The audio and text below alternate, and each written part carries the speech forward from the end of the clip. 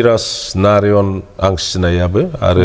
आंहा बेजों बिदि सम्पर्कबो गैया बिथाङा जिहेतु जोंनि बिपिएफ पार्टियाव जेबो लोब्बाबो गैया इउनिभार्सिटियाव खोनाबाय खाम्फा सारा जाय फंबायखौ सिनाया गारबोनाय समाव एक्स एन्ड बिफोरखौ म्यानमारनिफ्राय खस्थ' खालायनानै लायदोंमोन एकर्डनि उनाव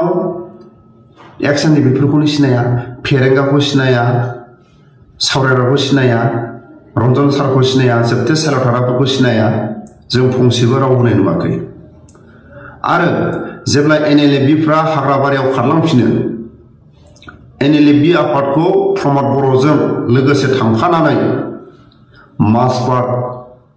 सनितपुर बर्डाराव प्रमद बर'जों एखे लोगो जाय फंबाया थांफानानै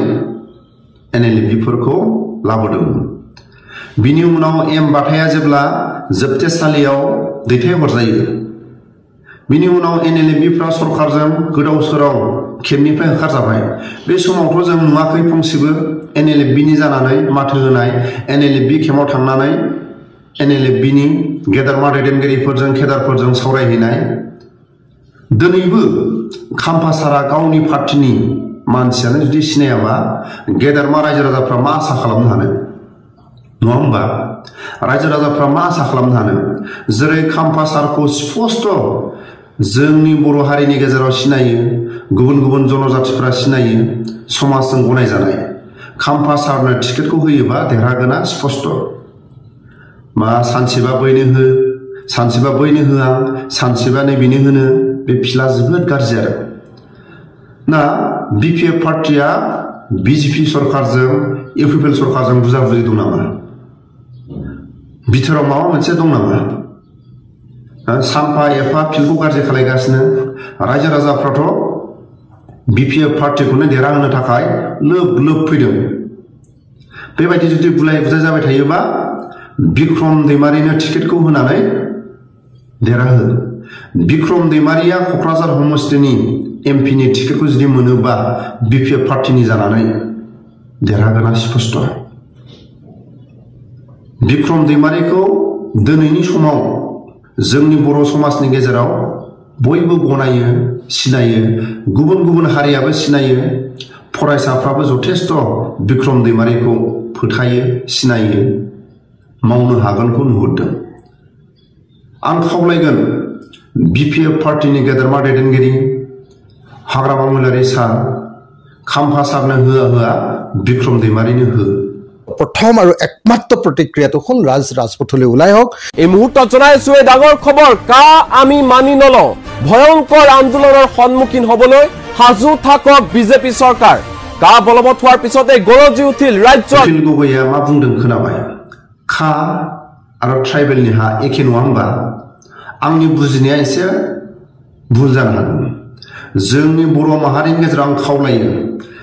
दिनै आसामनि थागिबिफ्रा गावसिनि रायजो थासेयाव दिनै खाखौ लानानै जोबोद गिदों मैयानिफ्राय दुंहाव थासारि खाखौ लानानै मैयानिफ्राय दुंहाव थासारि हाजार हाजार आर्मि पुलिसफ्रा लामा लामा थानो गोनां जादों पुलिसफ्रा सांग्रां जानो गोनां जादों जोबोद आसामनि थागिबिफ्रा गावसिनि रायजो थासेयाव दिनै गिखांदों अब्ला दिनै सानफा एफा ट्राइबेलनि हायाव आसाम सरकारा भारत सरकारा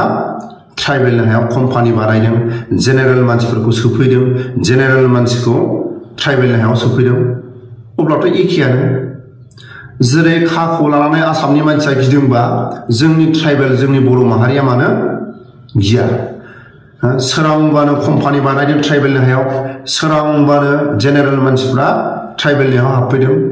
अब्ला खाजों ट्राइबेलनि हाजों एखे नङा होमबा जोंनि बर' लिडारफ्रा दिनै माथो होनो हागोन हाया जेरै आसामनि साफ्रोमबो आसामनि थागिबिफ्रा जोङो मानिनो हाया खाखौ CAA खौ जों गनायनो हाया होननानै बाथ्रा बुंदों सासे MLA आ जुदि समाजजों थानानै बाथ्रा बुंनो हादोंबा जोंनि बर' MLA फ्रा जोंनि बर'नि दैदेनगिरिफ्रा ट्राइबेलनि दैदेनगिरिफ्रा मानो ट्राइबेलनि हायाव गिदिर गिदिर इन्डास्ट्रि सोरांबानो जेनेरेल मानसिनो मानो मियादि पाट्टा ट्राइबेलनि हायाव होदों बेखौ मानो फंसेबो बुंनो हायाखै बुं जों नङाबा बिजेपिनिफ्राय ओंखारनोसै बुंनो हागोन ना हाया प्रमद बर'आ बुंनो हागोन ना हाया बुंथारनांगोन खा आरो ट्राइबेलनि हा सोरांबानो ट्राइबेलनि हाखौ सिख'दों जोङो बुङो ट्राइबेला बर' हारि गैयाबाथाय गैला अब्ला दिनै ट्राइबेलनि हायाव कम्पानि बानायबाय जेनेरेल मानसिया सोरांबानो हाबदों ट्राइबेला बर'फोर गैयाबाथाय ट्राइबेला गैला अब्ला दिनै नाख्रेबबो जादों प्रमद बर'आ मानो फंसे माथो होआखै सरकारखौ बा सोरबा लिडारखौ माने मोजां मावथों बा मोजां रायजो राजाखौ अनसायथों होननानै दिनै लिडारफोरखौ दिनै दैखोहरो खिन्थु दिनै रायजो राजानि माखासे समस्याफोरखौ लानानै दिनै गोबां लिडारफ्रा गावनि उदैनि थाखाय बा गावनि थांना थानायनि थाखायल' न' बां गिदिर गिदिर बिल्डिं हा हु बायनाय बेफोरबायदिनि थाखायल' दिनै गावनि सात्रनि थाखायल' दिनै लिडार जानो ओंखारो नामा पृथ्वीराज नारायण आं सिनायाबो आरो आंहा बेजों बिदि सम्पर्कबो गैया बिथाङा जिहेतु जोंनि बिपिएफ पार्टियाव जेबो लोब्बाबो गैया गतिके आं साना जे बियो बिपिएफनिफ्राय टिकेट मोनलायनानै एमपि गेलेगोन होननानै आं साना जों नुनो मोनदों बिथाङा जिहेतु टिकेट मोननायनि जिहेतु माबाया एसे खाथि मोनफैबाय होननानै गावनि फेसबुकफोरावबो लिरनाय नुदों आरो नोंथांमोननि जि साबथाम लिस्ट बेवहायबो नुनो मोनदों बिथांनि मुंखौ नंगौ माबा मोनसे खारनाव जोंनि प्रेसिडेन्टआ बेखौ माबायाव होदों पेनेल लिस्टआव खिन्थु बिथाङा जिहेतु आं जेबो बुंनाय नङा बे इस्युआव खारन जोंहा बिपिएफआ मोनसे मकसद दङ जोंहा मोनसे सिद्धाधारा दङ